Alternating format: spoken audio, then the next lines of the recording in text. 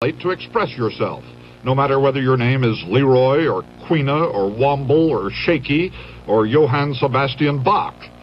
Oh, I know this goes on elsewhere. On our way west, we've met Pogo from Tennessee and Polly from Nebraska and Tuck from Wyoming. But here, license plates are funky, partner. Real wowzers.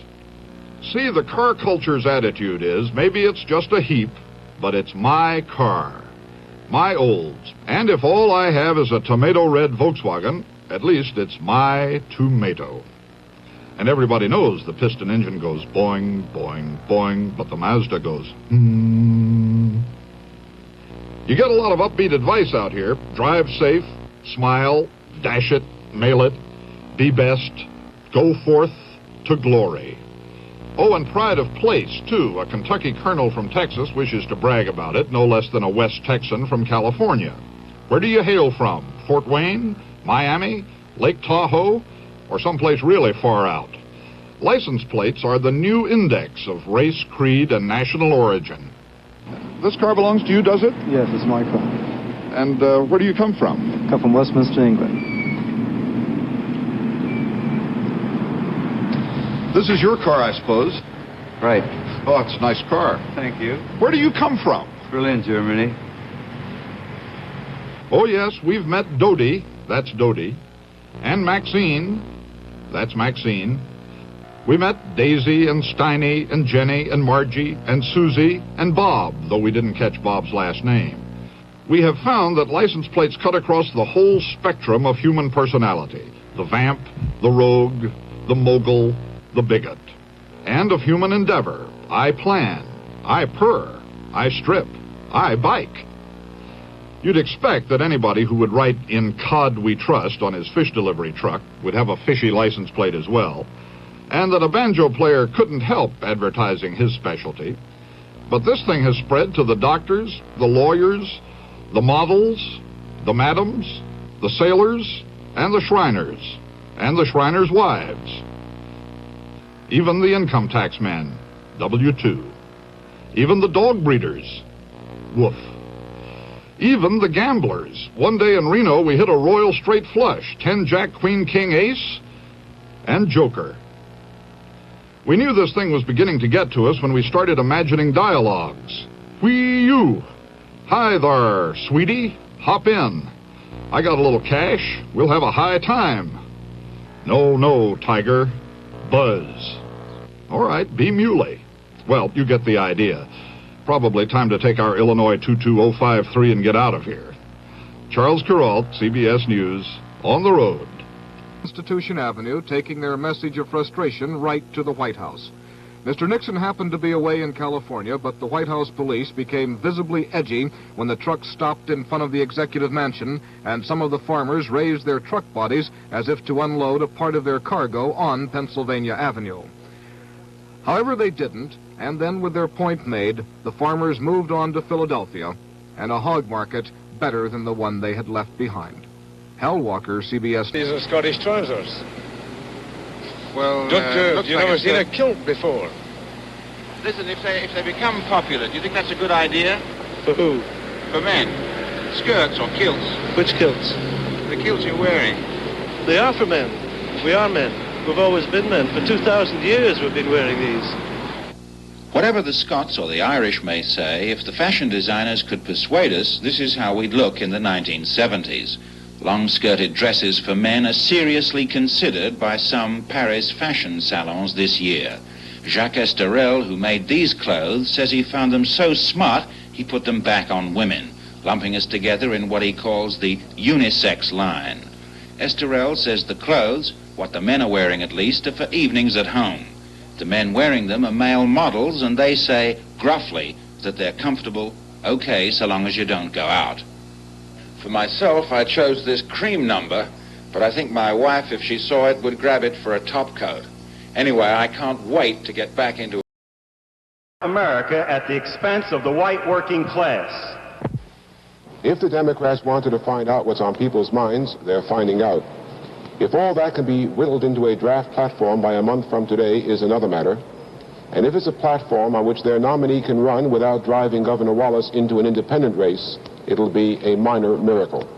Daniel Shaw, CBS News, in Faneuil Hall, Boston. The sun was already up on the moon as Frank Borman, Jim Lovell, and Bill Andrews fired up their spacecraft engine and slowed Apollo 8 until it fell into orbit, captured by the moon's gravity. With the moon itself blocking radio communication, there were anxious moments until Apollo 8 radioed down, "We've made it." After 3 million years, man had finally caught up with the moon, and it was ours. On their second orbit of the moon, Frank Borman turned on the live TV camera. The gray, desolate landscape of the crater-strewn planet, this Earth's only satellite, loomed up at us from 231,000 miles away. After an initial orbit ranging from 70 to 195 miles, the astronauts rounded the orbit to 71 miles even. The moon's surface glared harshly into the TV lens, but Andrews and Lovell saw it clearly and gave us a triumphantly cool, historic narrative of what they were flying over and what the moon looked like. You should see the horizon now in the top of your picture. Roger, we have the horizon, Bill.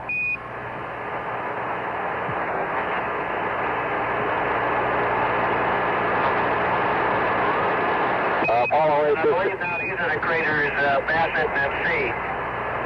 Roger, Bill. If you have the polarizing filter handy, try flipping it in front, would you? Roger. Sure, as a matter of interest, there's a lot of... In Brooklyn, New York, one of 4 places in this city where troops will be quartered. Some 600 Air Force men arrived here tonight. They will be living on the 4th floor of an old warehouse on this 100-acre installation. Cots are being set up and special additional food supplies are being trucked in. These troops will not handle mail here. They will just use the terminal as a hotel. From here, they will commute to 3 major post offices in New York City. They will not deliver the mail. They will sort and distribute it to people coming in to pick it up. Some of these men have been trained in postal work. Many have not been trained. At the post office, they will receive special instructions tomorrow, but they will not be extensive. These Air Force men will be the first troops on this property since 1964, when the base was deactivated. This is Liz Trotta, NBC News, New York. Even before President... Negative utopia described in my story. Brave New World is a fantastic parable about the dehumanization of human beings. In the negative utopia described in my story, man has been subordinated to his own inventions. Science, technology, social organization, these things have ceased to serve man. They have become his masters. A quarter of a century has passed since the book was published. In that time, our world has taken so many steps in the wrong direction that if I were writing today, I would date my story not 600 years in the future, but at the most 200. The price of liberty and even of common humanity is eternal vigilance.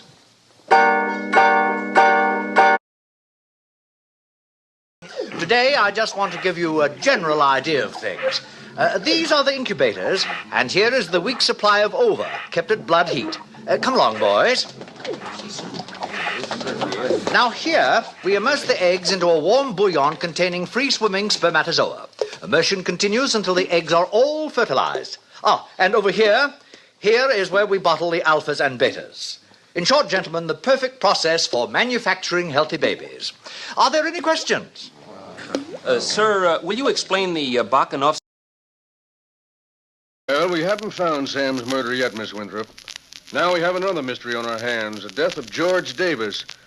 Mr. Winthrop, I want you and your wife to be at the coroner's inquest in the village day after tomorrow. Quite a few questions we want to ask you about the deaths of both Sam Arnold and George Davis. There's a lot more going on around here than meets the eye.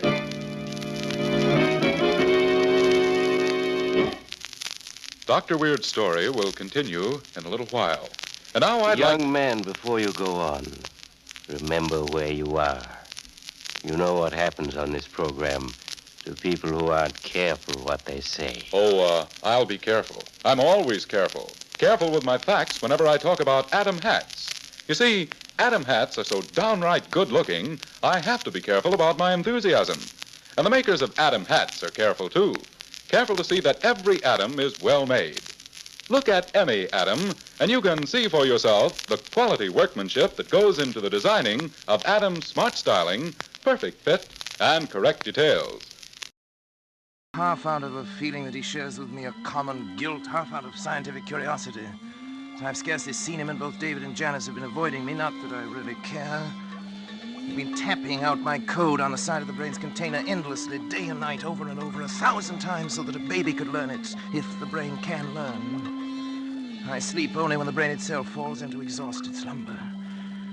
When it wakes again, I resume my tapping.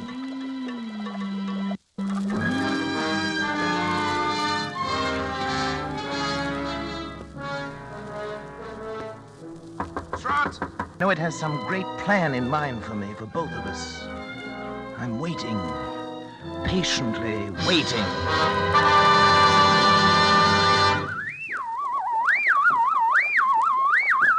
Donovan! Donovan, I'm listening, Donovan. Don't be angry, Donovan. I'm trying to understand.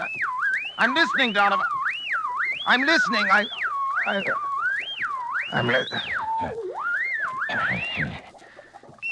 Sure.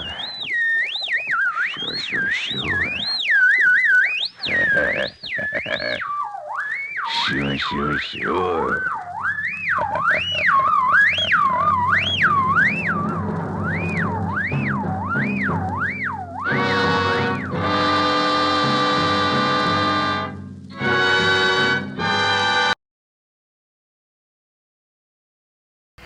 Don't be too sure. Last year I took up a man who hanged himself on the road. He was a Swede. Hanged himself? Why? Who knows? Sun was too much for him, or the country, perhaps. There's your company station. I'll send your things up. $4, you said so. Very well. Good luck to you. Goodbye, Captain.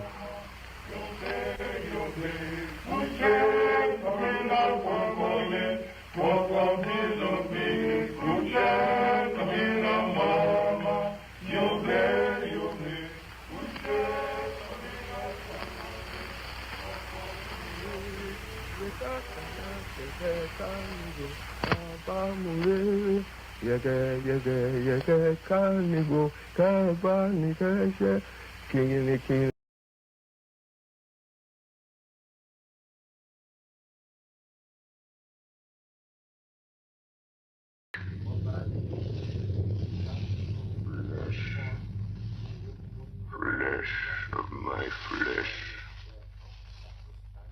guilt of my guilt, death of my death, speak and be manifest in the instant of your master's peril. Elements of darkness, rain, evil winds, mist, and mold, and tempest. Right! Somehow I can hear him speaking behind his eyes. Claw, wing, tooth, scale, tissue of flesh, death of my death, dead and undead. The hand of the living is over your master. Console him, my children. This instant is no longer in the space between two heartbeats, but the night is not here, and I am lonely. Come to your master, my children. Beguile him now in the instant of his peril. Beguile him with the sound of your names.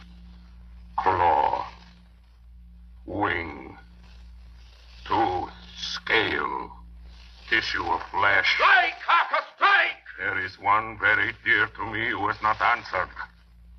My love, Mina. There is less than a minute between me and the night.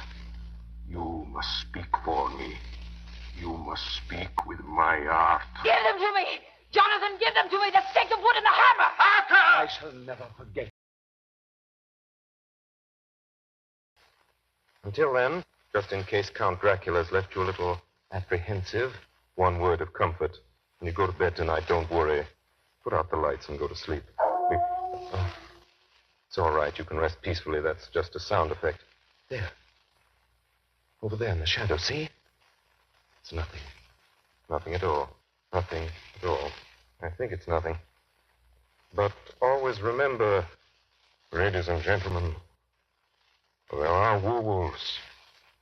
There are vampires. Such things do exist.